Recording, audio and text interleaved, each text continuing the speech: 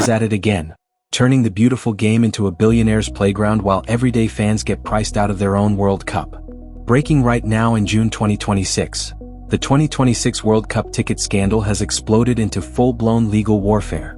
Final tickets hitting $6,000, dynamic pricing jacking up costs 7 times higher than Qatar 2022, and now the European Commission is staring down a formal complaint from Football Supporters Europe and Euroconsumers accusing FIFA of monopoly abuse, opaque practices, and outright betrayal of the global game.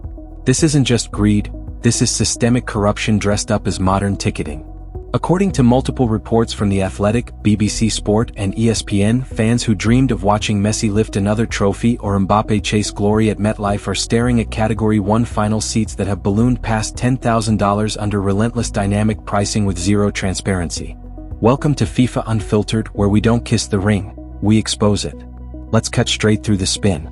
FIFA promised accessibility with some $60 tickets after the initial backlash. They delivered a masterclass in bait and switch. Dynamic pricing, that fancy term for charge whatever the desperate market will bear, has turned the World Cup into an auction for the wealthy.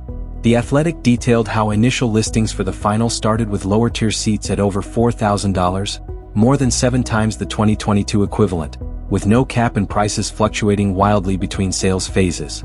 Football Supporters Europe called it a monumental betrayal. They're not wrong. In a joint complaint filed in March with Euroconsumers, they laid out how FIFA's monopoly power allows them to impose excessive prices, unfair conditions, dark patterns in the sales process, and a resale platform where they take cuts from both sides. The European Commission is now assessing whether this violates competition and consumer protection rules. Lawmakers in the European Parliament are demanding answers. Meanwhile, on the other side of the Atlantic, the Attorneys General of New York and New Jersey have launched formal investigations, issuing subpoenas to FIFA over allegations of misleading fans about seat locations and artificially inflating prices. BBC Sport and Sky Sports have covered how buyers expected certain categories only to find themselves shuffled into lesser seats while premium inventory magically appeared later at higher costs. This is the same organization that still can't fully escape the stench of past corruption scandals, now treating the world's most watched sporting event like a luxury goods drop. Tariq Panja and David Ornstein-Level reporting across premier desks confirms the fury is global.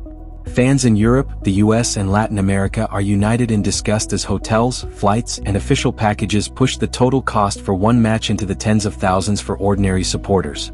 And here's the kicker that's making even casual observers furious. While real football people get locked out, the corporate hospitality suites and secondary market vultures are feasting. Reports from the New York Times and others show thousands of group stage tickets remaining unsold or crashing in price on resale platforms because normal fans simply cannot afford it, raising the nightmare scenario of half-empty stadiums for the biggest show on earth. FIFA's defense? They claim the revenue gets reinvested into the game. But when ticket revenue models prioritize dynamic extraction over accessibility, that money flows straight to the top while grassroots football starves. This isn't investment, it's extraction. The beautiful game was built on working-class passion, not dynamic algorithms designed in Silicon Valley boardrooms. Player drama is bleeding into this too. Sources close to several national teams, echoing Fabrizio Romano's network of intel, report growing unrest in camps about family and supporter ticket allocations being caught up in the same chaotic system. Managers are quietly furious that loyal staff and academy prospects can't secure seats while scalpers and corporates dominate. The distraction is real as teams prepare for the tournament kickoff. The systemic rot runs deeper. FIFA's decision to debut dynamic pricing at the biggest stage exposes their disconnect from the fanbase that made them powerful in the first place. Sky Sports analysts have pointed out that even compared to other major events, the lack of price caps and transparency here is egregious. The European complaint specifically calls out the use of pressure-selling tactics and bait advertising that promised affordability before delivering extortion. This isn't isolated. It's part of a pattern where FIFA treats fans as ATMs rather than the lifeblood of football. The backlash is building pressure that could force changes, but only if the investigations deliver real consequences, not another slap on the wrist and glossy PR campaign. As we head into this North American World Cup, the question every true football fan is asking is simple: has FIFA finally gone too far? Will the European Commission and US state investigations bring accountability? Or will the governing body once again wriggle away while prices keep climbing and genuine supporters stay home? The clock is ticking. The tournament is here. And the world is watching not just the matches, but whether FIFA will finally face the reckoning it has long avoided. This has been FIFA Unfiltered, raw, relentless, and unafraid to call out the corruption at the heart of the beautiful game. Legal disclaimer. The information presented in this video is based on publicly available reports, ongoing investigations, and statements from credible news organizations including The Athletic, BBC Sport, Sky Sports, ESPN, and others.